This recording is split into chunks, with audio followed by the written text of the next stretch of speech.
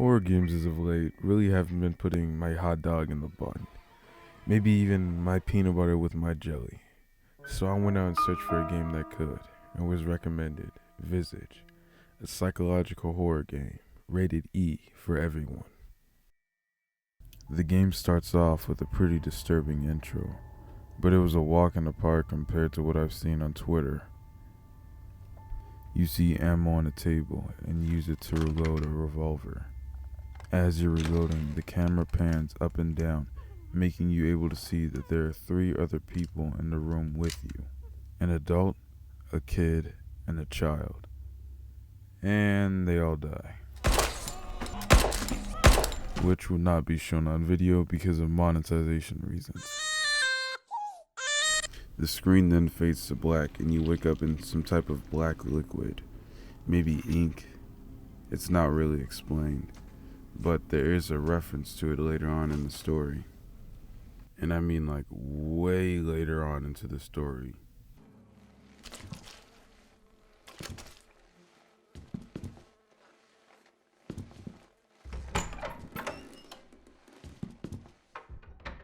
After I was done limping into the house, I decided to check out some of the controls. Grab. Oh, this is about to be horrible if I gotta grab the doorknob to open it. 5 seconds in and they already had me wanting to pull out. The gameplay mechanics in this game are terrible. Not only that, but the sensitivity is so slow that they make you feel like somebody's behind you constantly.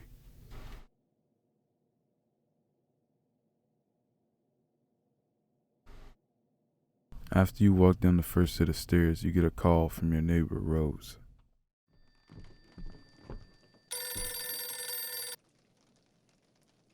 Hello, Dwayne. It's Rose, your neighbor. I know it's late, and I know that I tend to be a little anxious about small things. I apologize for that, but I'm getting a bit worried. I haven't seen you out of the house in about 3 weeks. Is everything all right? Could you call me just to let me know everything's fine? All right. Bye-bye. And because Dwayne decided he wasn't going to say anything throughout the entire call, I did some scripting and came up with some dialogue for you guys. I hope you enjoy. Hello, Dwayne. It's Rose, your neighbor. Hey, baby girl. The call ends and we now have 3 new pieces of information. 1, the neighbor has a crush on you. 2, our character's name is Dwayne. And 3, you haven't left out of the house in a long time.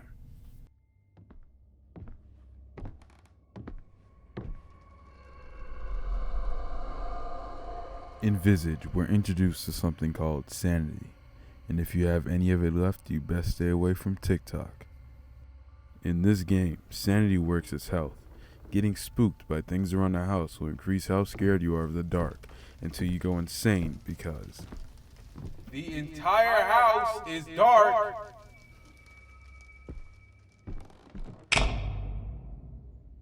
If your pre-workout isn't hitting, just take more. Nothing's stopping you from consuming a gram of caffeine.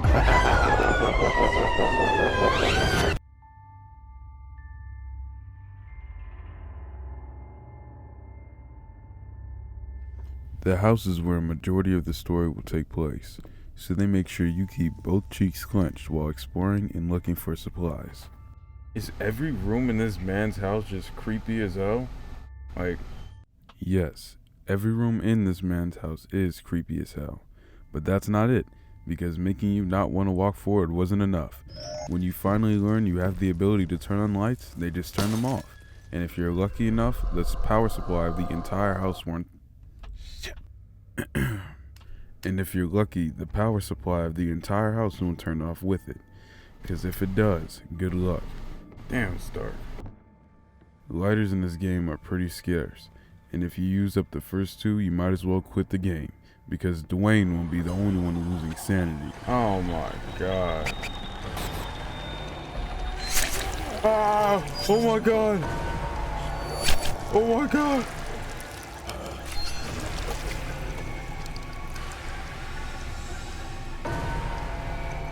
Ah man, fuck this, I'm getting off.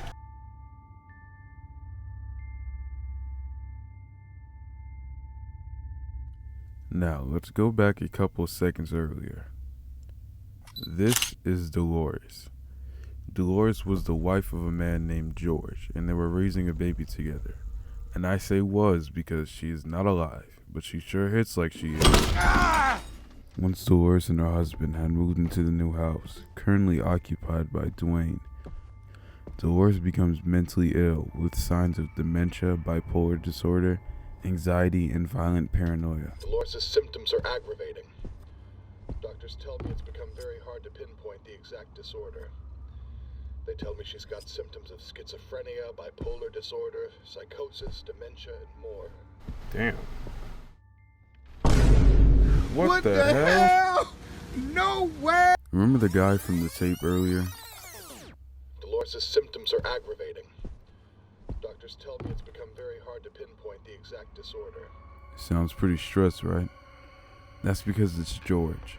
After finding out about his wife's mental state, George is overwhelmed by the responsibility he's given. He not only has a baby to take care of, but his wife Dolores has also turned into a baby. And when he felt like it was too much for him to handle, Dolores killed him.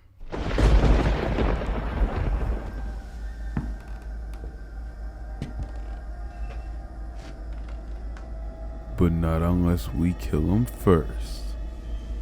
But then he comes back for revenge. For George too.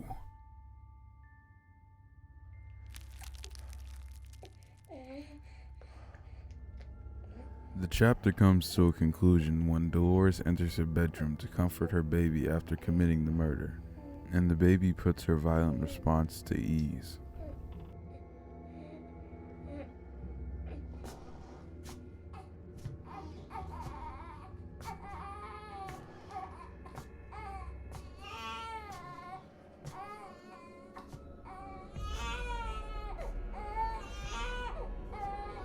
With her moment of clarity and overwhelming sense of grief, Dolores takes her own life by hanging herself.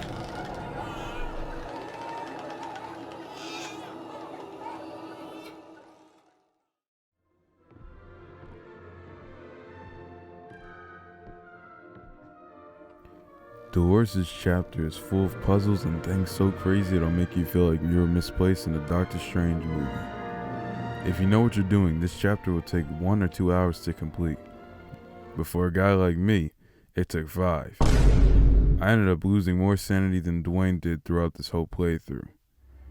The scares in this chapter really didn't get me, but the suspense was great, and the storyline was interesting. Overall, it was a pretty good chapter.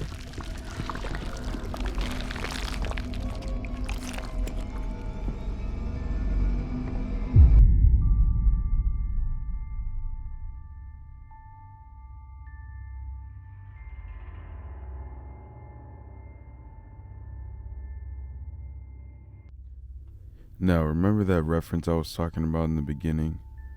This is pretty much as far as it goes. I did a little research on them, and apparently it's not ink, it's tar, but I'm still calling them ink, man. After you beat your first chapter, tar marks will start appearing on the walls around the house, and eventually Ink Man will appear and try to take you to Ink World. He appears again in the next chapter, but I'll explain that later.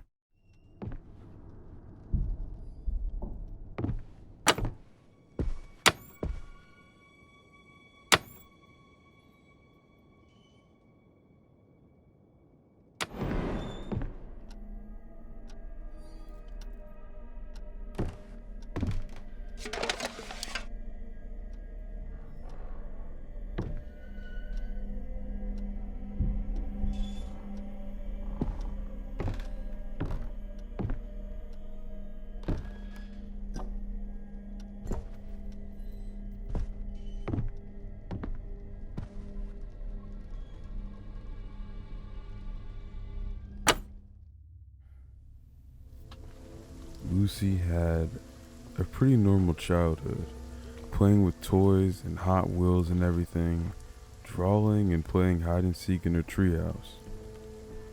Until one day, a strange, mysterious figure that can clearly be seen with a camera starts talking to Lucy through her TV and radio. At the beginning, Lucy was annoyed by the voice, but over time they had become friends.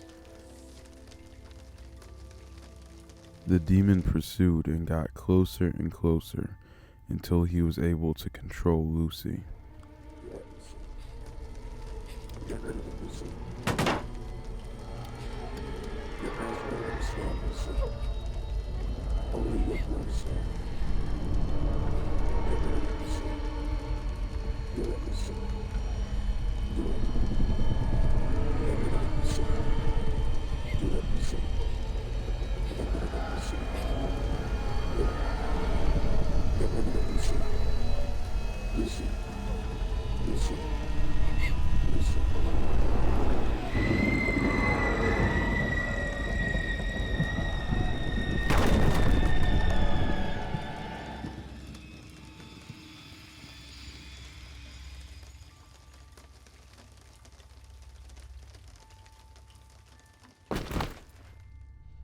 The demon made Lucy kill and eat her pet bird Pico. Even though it was never her own actions, Lucy feels guilty and tormented about what she did. And that's why you can see bird cages all throughout Lucy's chapter.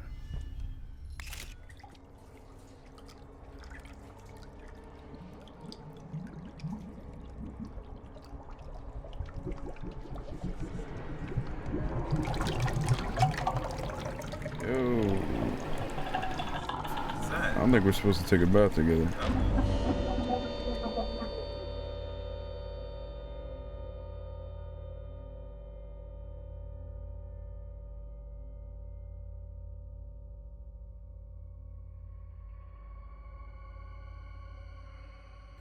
Lucy's parents were in shock of what she had done and decided needles was the only way to cure her demonitis. But medicine only worsened Lucy's condition. Lucy! Supper's ready! Come on up! Oh, the father's acting in this part is terrible, so we're just gonna skip it. But I'll give a little sneak peek though. They're just trying to help. It's not their fault. Okay, you see what I'm talking about? Now, let's move on.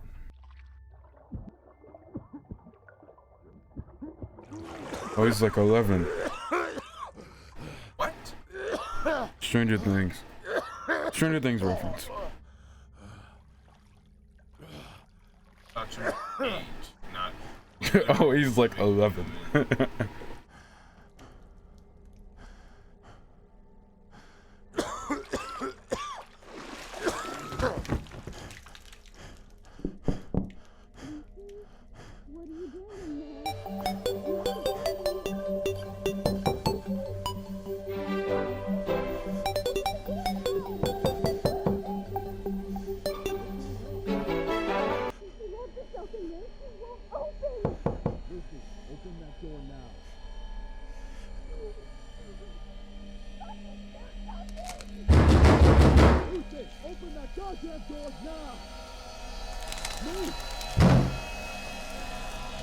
Is she eating herself? What? How is that even possible? Yeah, me from 4 days ago. I've been asking myself the same question. Allegedly, after that incident, she died from blood loss. There's a rumor going around about Lucy's dad that he skipped leg day and that's why he wasn't able to break down the door. But that's just what I've heard, so I don't know if it's true.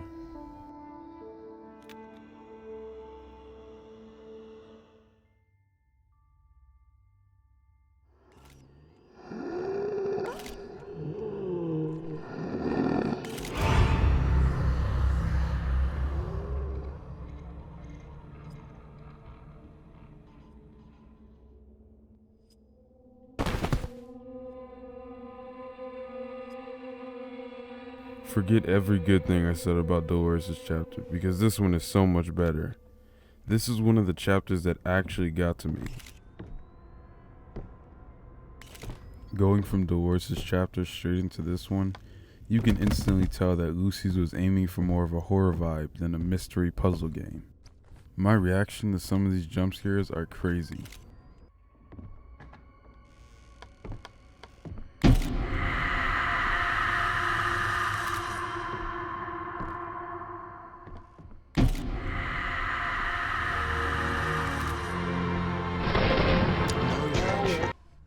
So far, this was my best jump scare reaction.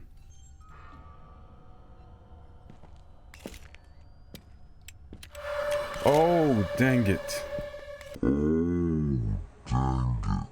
Someone got me sounding like a damn lion. Anyways, the average Joe takes about 40 minutes to an hour to complete Lucy's chapter. I beat it in about 50, so I guess I did pretty good. Overall, I enjoyed Lucy's chapter.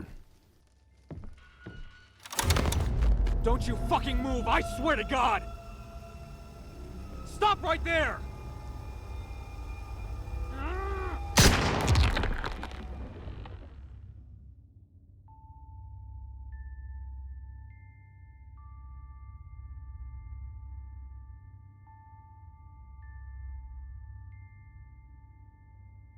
If you like getting chased around a hospital by people in their underwear, then you'll love Raken's chapter.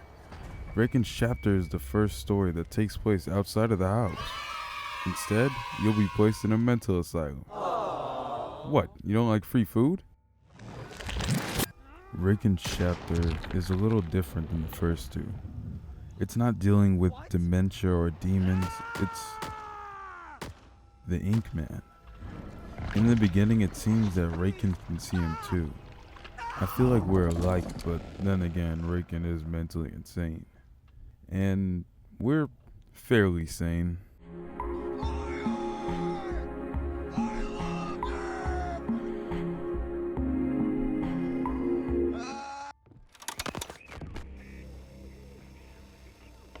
Raken is very paranoid. Thinking that he was being watched, he kept finding little objects around the house, assuming they were technology being used to spy on him. What the fuck is this? Oh, it better not be what I think it is. Slimy little fucks. Where the hell did they come here and put all these things? I need to find every last one of them. Okay, where would I put them? Is this? There you are, little piece of crap. You think you can get me that easily, huh? Nice try, you fucks! What the fuck do you want, huh? I'm right here! Those little fucks. You think you can find one of me? All the noise and then eventually the gunshots is what led to him being taken to the hospital. You wake up in a cold sweat after overhearing a doctor's conversation about Raken, with a little bit of poop left over on the bed. The doctors claim that Raken has scopophobia, a condition that makes you feel like you're being watched. As you play throughout the chapter, you'll quickly start to notice Raken seems to have a strong sense of hate towards us. You ruined my life. Now, I assume that he's talking about the reason he's in crutches and occasionally a wheelchair. But he's in that condition because he tried to escape the hospital through a window and broke both his legs.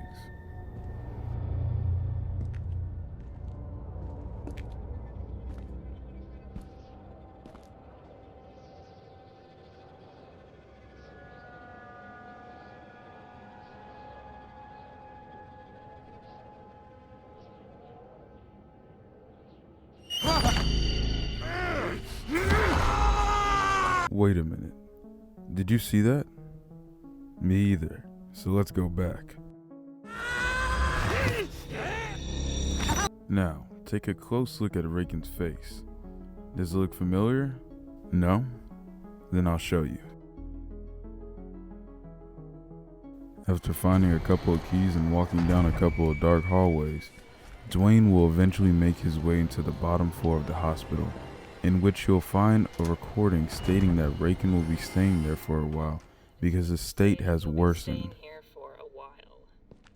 I was able to get him to talk about his paranoia. The patient believes that the whole scenario has been organized by some evil corporation in order to brainwash him into subjugation. You eventually hear Raken speak on the intercom again, but he says something different. Something different than his usual paranoid talk. He says your name, as if he knows you. Fuck you, Dwayne.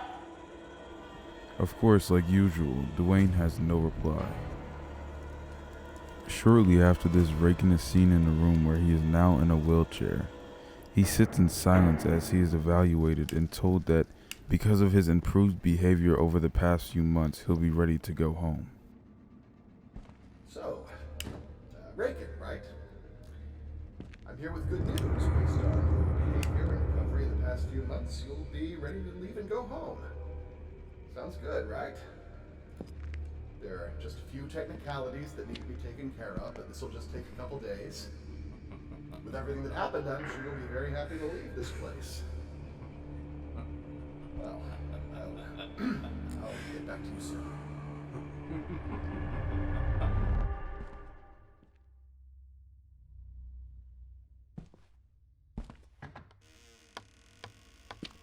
The last time we see Raken, he's standing in a familiar room, talking to himself about how he knows enough to take them down.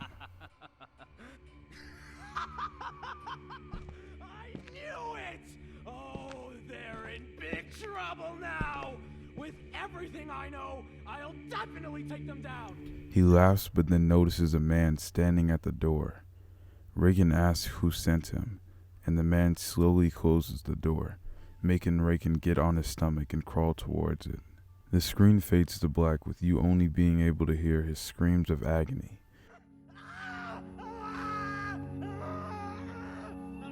Until the lights turn back on.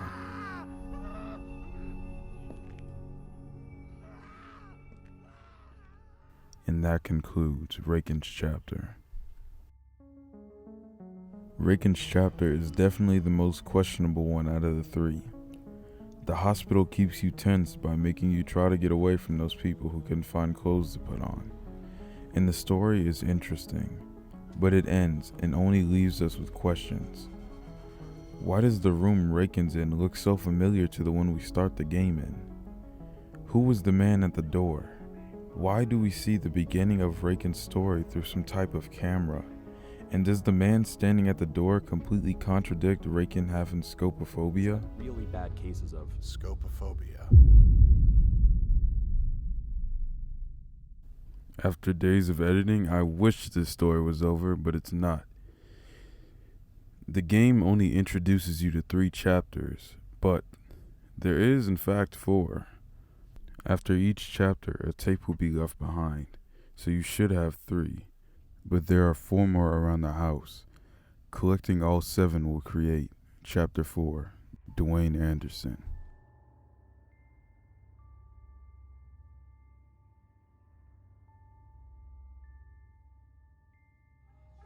Cheers.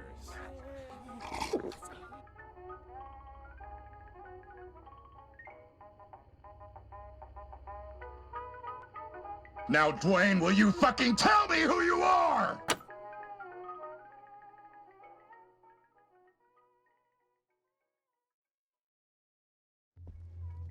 Why, hello there, chap. I've been waiting for you for quite some time now.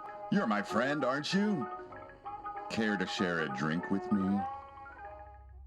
In the first tape, Dwayne meets a man wearing a plague mask. He greets Dwayne and tells him he's been waiting for him for so long. He will talk to Dwayne about his true identity, all while encouraging Dwayne to take more sips of alcohol. Dwayne?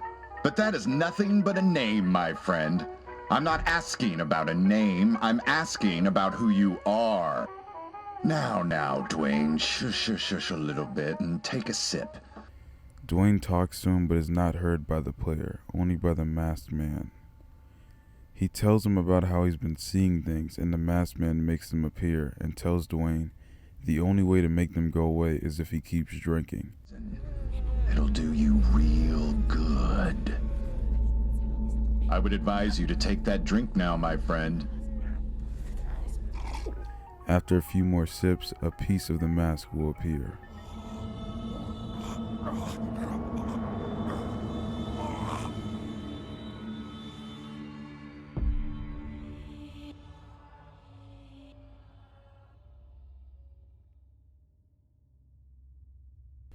The second tape leads Dwayne to a room where he signs a paper marked with the letters that implied that he didn't care. Upon signing, he will turn around and walk through a mob of the underwear people again. There he will find a key and another piece of the mask in the center.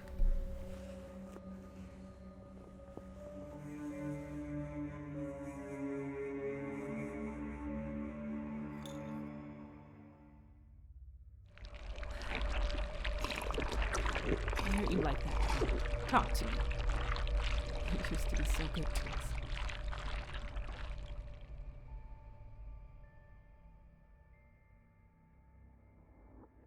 This might be the most peaceful part of the entire game. In the third tape, Dwayne appears in a grocery store only stocked with beer. Dwayne stocks his cart until it's full, while a menacing voice talks to him over the intercom. The voice is similar to the mask. It encourages Dwayne to purchase more and more beer. A cutscene will play that shows him watching television and sipping beer. His daughter will ask for a bedtime story, but he ignores her. Daddy? I want a story. I think it would be great if you told her a bedtime story, Dwayne. It's been a while. His wife gets involved, at first being angry, but then becoming concerned after reflecting on how good of a person Dwayne used to be. Then, somehow, Dwayne coughs up a whole piece of the mask out of his mouth. I don't know how it got in there, but that's how he gets it.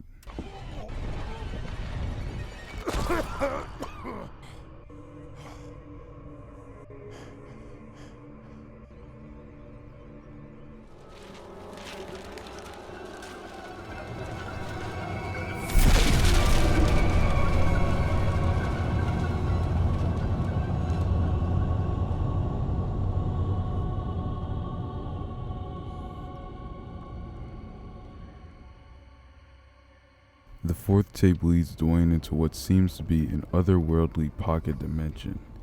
It is filled with the underwear people holding their heads, and a line of them marching into a glowing mouth in the back of the room. Dwayne will make his way down stone steps until he reaches a river that he needs to cross. Once he crosses it, he will reach a lighthouse. Inside, the masked man will be waiting for him. Oh, Dwayne! Welcome to your domain! I was waiting for you impatiently. He tells Dwayne to go to the roof to see what he's created for him. At the top, you'll see a candle and a picture of Dwayne and his wife. Dwayne's wife then appears and confronts him, asking him if he wants to end his life. Everyone with your cold indifference. Are you thinking of leaving us?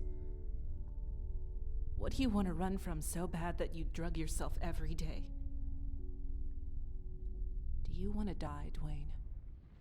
Her voice then becomes distorted, and she says she'd be happy to help. The camera pans around, showing the entire family in masks. She finally tells him to forget it and just do it himself, sending him down into a pit with a flaming face. After he wakes up, he'll find a piece of the mask on a chair.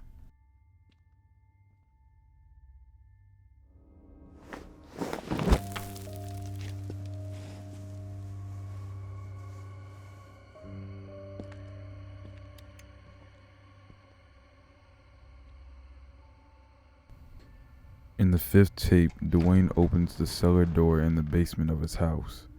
The cellar door leads into a hospital room where it is revealed on an employee list that Dwayne was a doctor.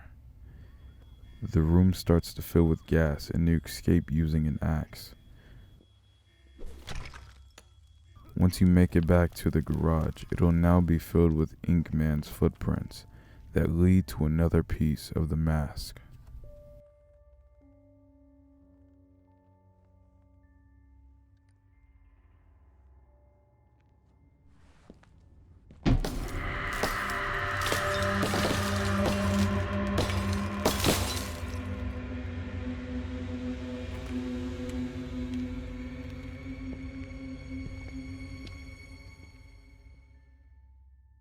The sixth tape takes you to an underground area where you're surrounded by brick walls, and the only source of light you have is 2 light bulbs. Using the light bulbs to guide you along the path and a hammer to break each brick wall will eventually leave behind another piece of the mask in the final wall.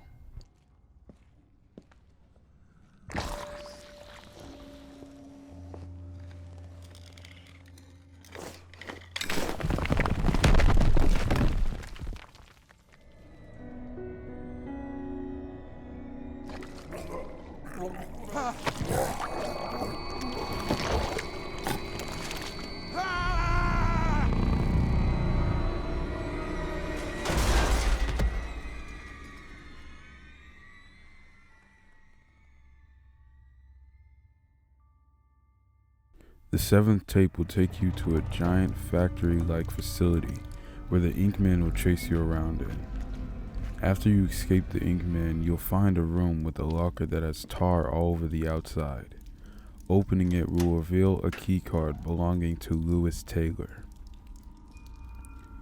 The keycard opens a door that leads to a room filled with pipes connecting to a well and an apple tree. Picking the apple will cause bodies to float to the top of the water, and the Inkman will pull you into the well.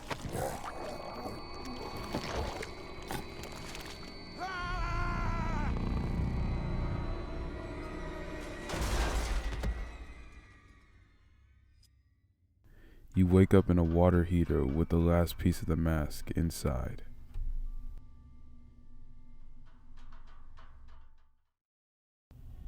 After all the pieces are found, they create a mirror mask. Putting it on will make everything brighten, the rain stop, and allow you to see your family once again.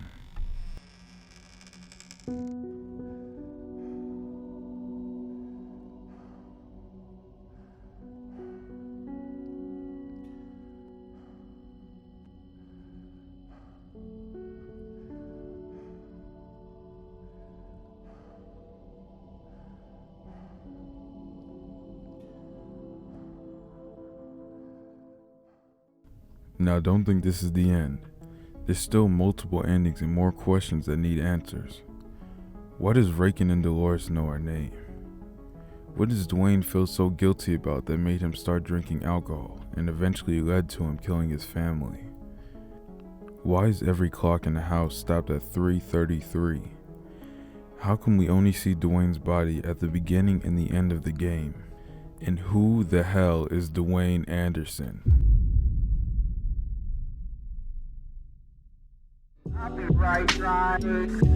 I really don't like copyright strikes. Copyright strikes. I really don't like copyright strikes. What are you thinking about? A word. Sus? Zesty?